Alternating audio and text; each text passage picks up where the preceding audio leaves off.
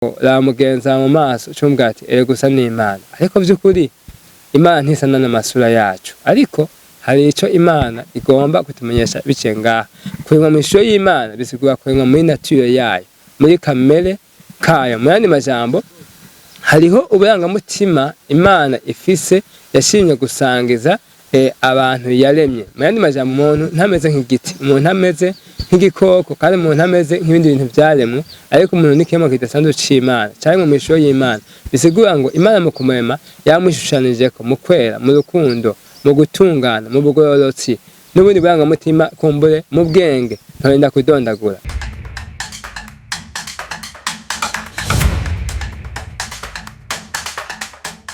Ndabaramukije amahoro y'Imana mwebwe mwese muriko muradukurikirana kuri urubuga rwa Vision Talk Media.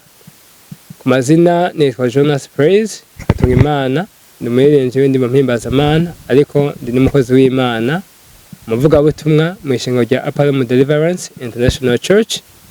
Aka kanya mfashe kugira ngo dushobore kuganira ku ijambo ry'Imana riri muri Yohana 3:16, kumbure n'ijambo abatari bake tumaze kumva kenshi, mugabo nifuje ko tuganira ko, kandi ndiza ko Imana iteguye kuganiriza no kugufasha gutora ikintu ico yakoze biciye mu mwana wayo. Rero Yohana 3:16 bavuga ngo kubw'urukundo Imana yakunze abari mw'isi, ariko rwatumye itanga umwana wayo w'ikinege, ngo umwiza wese ntazapfe rubi, ariko ahabwe ubugingo budashira. Iri jambo biragoye kwitahura tudasubiye ku ntango ya vyose ngo turabe ivyabaye. Nico gituma iri jambo ni ubutumwa bwiza bwuzuye. Rero ngomvye ko tuganira mu ijambo rimwe, ubutumwa bwiza. Ubutumwa bwiza ni iki? Mbega iyo havuzwe ubutumwa bwiza wumva iki? Nike cyumviro cihuta kuza mu mutwe iwawe canke mu mutima iwawe iyo havuzwe ijambo ubutumwa bwiza? Ubwa mbere na mbere ho, iyo tuvuze ko hari ubutumwa bwiza, reka mbanze nsigure kwanza ubutumwa bwiza ico bisigura. Ubutumwa bwiza bisigura inkuru nziza. Iyo tuvuze ko hari inkuru nziza, ni uko hariho n'inkuru mbi. Rero kuri iri jambo twasomye, imbere y'uko tuza gutahura inkuru nziza, tubanza gutahura inkuru mbi. Rero biragoye gutahura Yohana 3:16 tudasubiye ku itanguriro turabe ivyabaye. Turabona ko mu itanguriro canke ku itanguriro rya vyose Imana yaremye isi n'ijuru, hama tubona ivyo yaremye vyose yabiremesheje ubushobozi bw'ijambo ryayo, ibikuye mu busa, kandi bica birabaho. Nta kintu na kimwe cagavye, buri kimwe cose caritabiriye ubushobozi n'inkomezi z'ijambo ry'Imana, hama kirabaho. Tubona Imana ivuga iti tureme umuntu mw'ishusho yacu. Imaze kurema vyose, ivyaremwe vyose ikabirema ibiremye mu busa, ikabirema mu bushobozi bw'ijambo ryayo. Tubona Imana irema umuntu mw'ishusho yayo, kandi yavuze ati tureme umuntu mw'ishusho yacu asa natwe, tumuhe kuganza ivyaremwe, tumuhe kuganza amafi yo mu kiyaga, ibiguruka mu kirere, n'ibikwega inda hasi. Niko tubona Imana ivuga mu ijambo ryayo. Mbega kurema mw'ishusho y'Imana vyagomba gusigura iki? Narakunze kumva abantu benshi bavuga ngo ramugenza mu maso cumbwa ati ere gusa n'Imana, ariko vy'ukuri Imana ntisana n'amasura yacu, ariko hari ico Imana igomba kutumenyesha biciye ngaha. Kuremwa mw'ishusho y'Imana bisigura kuremwa muri nature yayo, muri kamere kayo. Mu yandi majambo, hariho uburangamutima Imana ifise yashimye gusangiza abantu yaremye. Mu yandi majambo, umuntu ntameze nk'igiti, umuntu ameze nk'igikoko, kandi umuntu ameze nk'ibindi bintu vyaremwe, ariko umuntu ni kiremwa kidasanzwe c'Imana, caremwe mw'ishusho y'Imana. Bisigura ngo Imana mu kumurema yamwishushanijeko mu kwera, mu rukundo, mu gutungana, mu bugororotsi, n'ubundi burangamutima kumbure mu bwenge ntorinda kudondagura. Rero Imana imaze kurema umuntu mw'ishusho yayo, tubona imushira mu itongo rya Eden. Mwibuke intumbero y'Imana yo kurema umwana w'umuntu kugira ngo abeho ayinezererwa mu kuyiha icubahiro, cyangwa mu koresha icubahiro kugeza ibihe bitazoshira. Rero umuntu Imana imaze kumurema ikamushira muri Eden, yari mushize ahantu yari mu nyonga zayo, yari mu kubaho kwayo, yari mu migenderanire myiza n'Imana. Ibyo byari bimeze neza, kuko usubiye inyuma ngo Imana irihweza ivyaremye byose ikaraba ikabona ni vyiza. Mu yandi majambo, byari perfect, byari bitunganye, nta cyaha cyari kirimwo. Rero tubona Imana imaze kurema uyu muntu mw'ishusho yayo, imuhumukeramwo impwemu z'ubuzima, hama uwo muntu agahinduka ufise ubugingo. Ico ni ikintu kidasanzwe Imana imukorera. Icya kabiri, tubona Imana imuha isezerano. Murazi ubuzima bwose bugizwe n'amasezerano. umugabo n'umugore kugira ngo bubake urugo baganira isezerano alliance. Mu buzi hari ibyo bita contrat de travail, sivyo basinye amasezerano y'akazi. N'abapangayi basinye amasezerano yo gupanga ruwaye n'ibindi. Ni ukuvuga mu buzima bwa misi yose ubuzima bugizwe n'isezerano. Imana rero yacu ni Imana y'isezerano. Tubona imaze kurema umuntu ikamura mu ishusho yayo, ikamuha impwemu, akaba afise ubugingo. Tubona mu Itanguriro 2:13-17 Imana ibwira umuntu iti uremerewe kujya ku biti byose byo muri ino rya Eden, ariko ntuzojye ku giti kimenyekanisha icyiza n'ikibi, kuko umunsi wakiriyeko nta kabuza uzopfa. Hano ikintu Imana yasaba umuntu cyari ikintu kimwe gusa kandi gisanzwe kandi cyari cyoroshye gushira mu ngiro.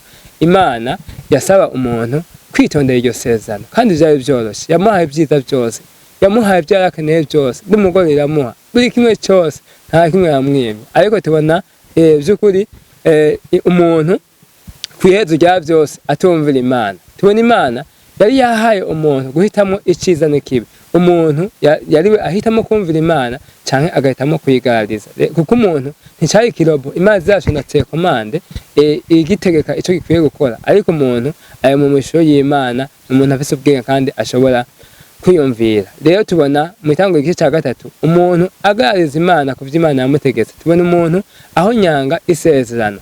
None amaze kuhonyanga habaye iki? Hari habaye icyaha.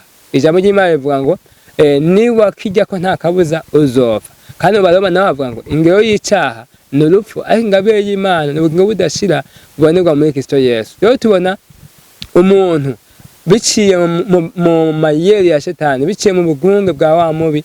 Itanguriro 3 igice cya mbere kumanuka, tubona umuntu agarariza Imana, agakora ibinyuranye n'ibyo Imana yamubujije gukora, akamara kuri cya giti akakiryako. Ndetse amaze kukiryako aha yamaze gukora ishano, yamaze kwikwegera uburake bw'Imana, kubera ko icyaha ni guhonyanga isezerano ry'Imana. Icyaha ni gusezerana amategeko y'Imana. Icyaha ni guca ku bintu ijambo ry'Imana. Mu gishingo cyo kwizera ijambo ry'Imana yizeye ijambo rya Satani. Rero kubera ko icyo cyari kibaye, uwo muntu cyaha yakoze ntiyaciye ahenuka burundu cyane, ntiyaciye apfa burundu, ariko kubera icyo kintu yari akoze cyamuzaniye urupfu rwo mu buryo bw'impwemu, kimuzana n'urupfu rwo mu buryo bw'umubiri. Mu yandi majambo umuntu yaciye atandukana n'Imana. Icyaha ni ikintu kibi cyane rwose, kidutandukanya n'Imana ubwa mbere. Ubwa kabiri kidutandukanya n'abantu. Ubwa gatatu kidutandukanya n'ivyaremwe. Urabona ko asoma mu Itanguriro igice cya 3 Imana ibaza umuntu ati Adamu uri hehe? Akabati n'ubusije ryawe canja kwinyegeza. Abo bamaze kuba separation. Icya kabiri tubona Imana imaze ati mbega ntiwariye kuri cya giti nakubuza ntuzokijyeko? Ni wa mugore wampa yampenze naye ndarya. No kuvuga icyaha cyatandukanye umuntu n'uyundi. Hanyuma usomye hepfo nk'ingaruka z'icyaha, tubona Imana mu kuvuma umuntu imubwira iti uzaniye ivu umuvumo, ubuzorya ibivuye muri ryo inze kubirakuya. Ni kuvuga ko asoma Itanguriro igice cya 3 ubona yuko mu ncamake rero icyaha gikwega umuvumo, gikwega umukoshi, gikwega uburake bw'Imana, gikwega urubanza rw'Imana, gikwega ishavu ry'Imana, gikwega ivyo byose ndiko ndavuga. Rero mwamaze gukora icyaha, ivyo byose mvuze byari bimubayeko. Rero tubona umuntu kubw'icyaha yarononekaye ku buryo atanyishuna ntoyi yoshobora kwironkera kubwiwe, kubera ko ingero y'icyaha n'urupfu. Ko Imana yabivuze umuntu ategerezwa gupfa by'ukuri. Ariko kandi kubera ko Imana ari urukundo, tuna mu Itanguriro 3:15 Imana itanga isezerano rikomeye, ivuga iti uruvyaro rw'uyu mugore ruzomena umutwe uruvyaro rw'inzoka, uruvyaro rw'inzoka nabwo ruzokomora ku gatsintsiri uruvyaro rw'umugore. Aho Imana yari yagiye gutanga irindi sezerano rishasha yuko izomeka Mesiya Kristo, kugira ngo niyaza abari bazoshobora kumena umutwe uruvyaro cyangwa umutwe wa yanzoka ariwo Satani. Rero tubona Imana ngaha yacitanga umugambi w'ibihe birebire.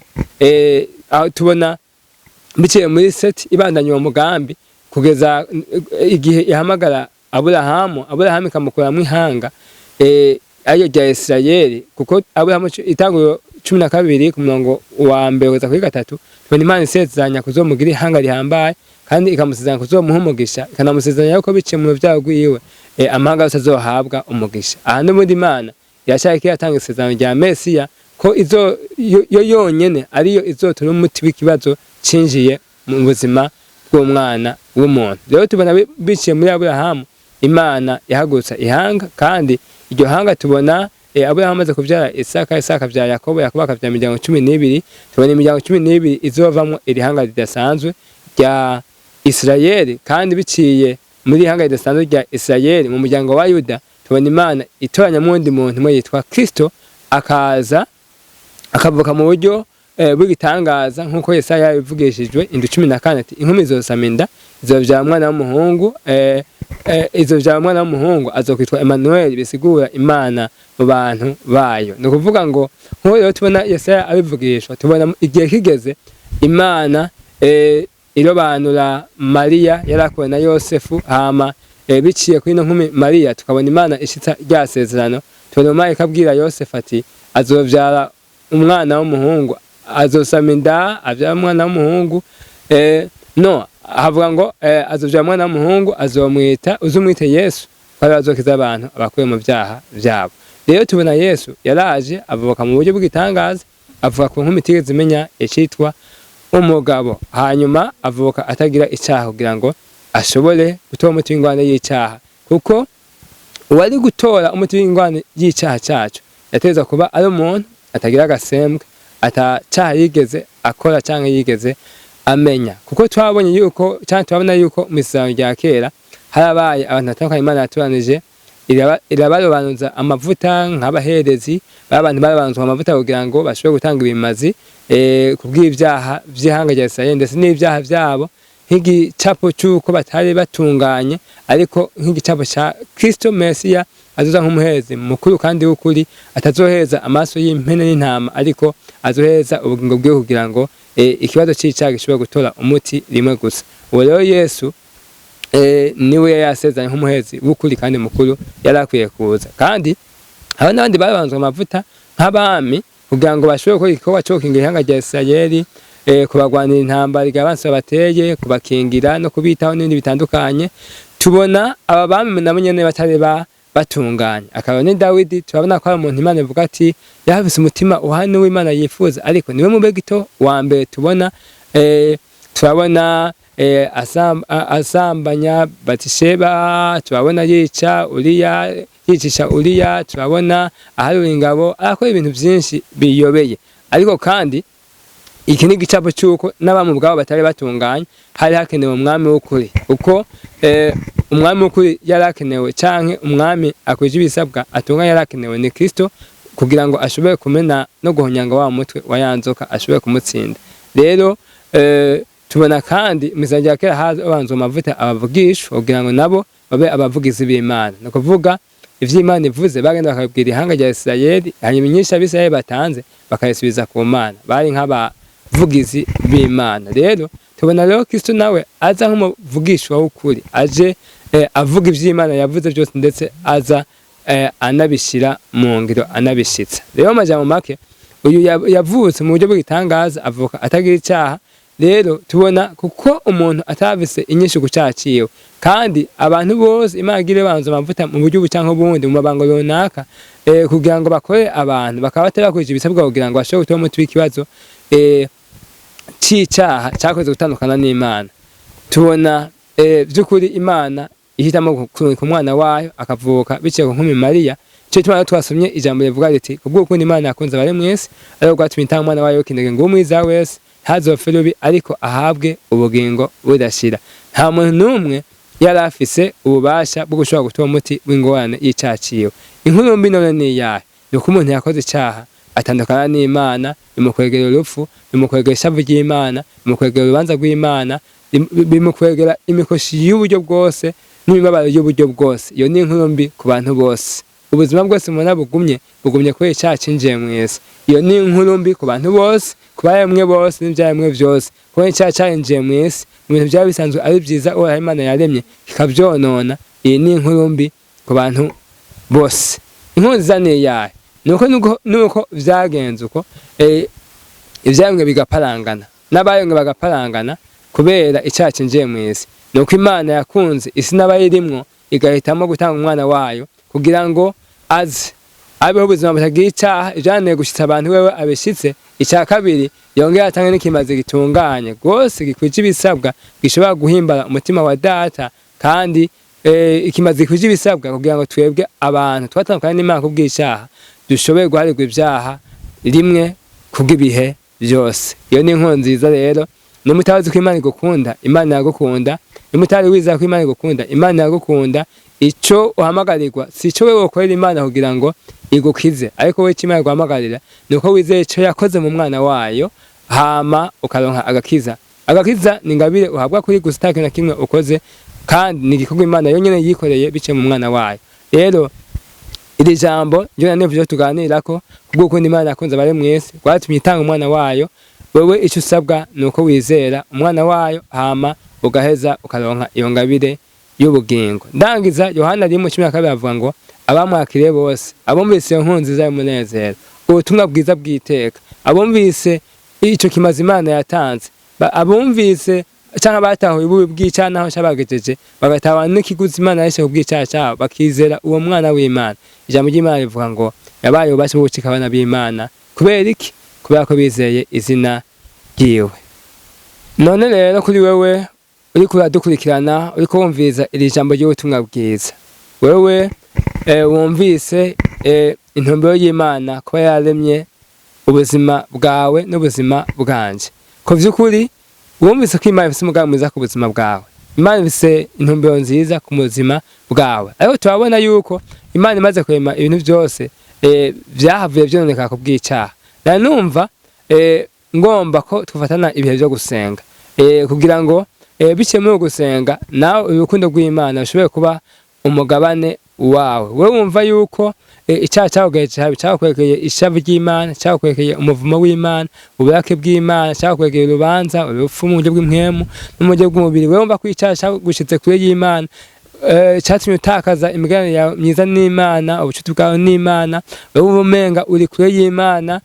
By'ukuri nagomba dufate umwanya wo gusenga, kuko nta kindi kintu na kimwe kihari wokora kugira ngo ube mu migendanire myiza n'Imana uretse kwizera icima cyo yonyine yakoze mu mwana wayo. Twebwe ntidukora igikorwa dukorera Imana runaka, si cyo dukorera Imana kugira ngo idukize, ariko yo ni kwizera icyo yadukoreye yoyo mu mwana wayo, hama tugaheza tukaronka iyo ngabire y'ubugingo budashira. Rero uri kurankurikirana, wumva witahura, wumva ukeneye ko Imana ikora igitangaza mu buzima bwawe, ngomba gusengana nawe uyu mwanya, ngomba gusengana nawe, kandi niwizera Imana irabikora. Nagomba nkwibutse kandi yuko agakiza si repetition, si ibyo wosubiramo, ariko kimwe nuko wumviza ijambo bwaryo rikakuvyara, na mpwemu yera akakuvyara, kubera ko agakiza si umuyaga, agakiza n'umugambi Imana yateguye kera, kandi ushobora kwakira biciye mu kumva no mu gutaha. Kubera iki? Ijambo ry'Imana rivuga ko ukwizera kuzana no kumva ijambo ry'Imana, ijambo ry'ubutumwa bwiza. Rero wumvise aya majambo yose nako ndavuga, nako ndasangiza mwebwe munyumviriza, ukaba wumva wofata iyi ntumbero canke iyi ngingo yo kwizera umwana w'Imana, nagomba dufate umwanya wo gusenga. Yohana yanditse avuga ati, ivyo ndabibandike mwebwe mwizeye izina ry'Imana, ry'umwana w'Imana, ngo mumenye ko mufise ubugingo budashira. Wewe rero wumva nyene ukeneye kubwakira ubwo bugingo bushasha utarabugira, numva twosengana kugira ngo nawe ikete nk'iri rize riho rizi wawe, kukwiye kumenya ko ufise ubugingo budashira. Rero ngomba dufate umwanya wo gusenga.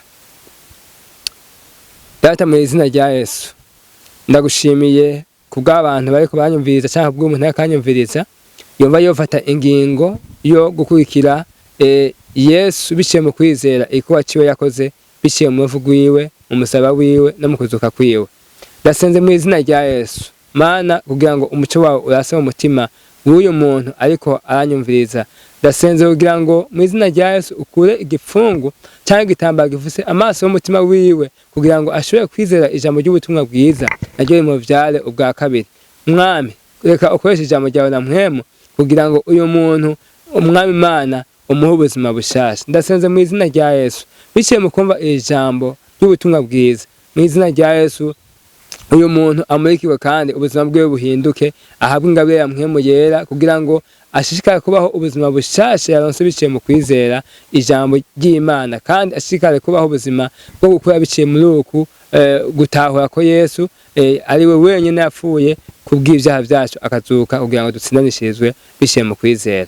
Data, mu izina rya Yesu usengeye uwo muntu umugenderere kandi ukore igikorwa cyane cyo kumubyara bwa kabiri kandi ukore kino gitangaza kugira ngo nawe mwami kuri wa munsi aze avuga ati niki cyakonkundishije mu izina rya Yesu. Mwami Imana turataha yuko kubw'icyaha twatakaje byose kandi ko tutobyigarukanira. Rero aba bose bakubanyumviriza ndabasengera kugira ngo ubashoboze Mwami Imana ugaruka mu migendanire biciye mu kwizera ico wakoze cyonyene mu mwana wawe. Mana ndagushimiye ko ari wowe uvyara bwa kabiri kandi ndagushimiye ko ari wowe ukiza kandi ndagushimiye ko ari wowe utanga ubuzima ukaba ugombye. Reka rero Mwami Imana ukore igitangaza nko wabiginye muri Kristo Yesu ubu nibihe bidashira. Amen. Imana ibahezagire cyane. Turabatumira ngo mushishikare kumviriza ibiganiro vya Vision Talk Media TV kandi za yuko muzoshiza gufashwa. God bless you. Imana ibahezagire.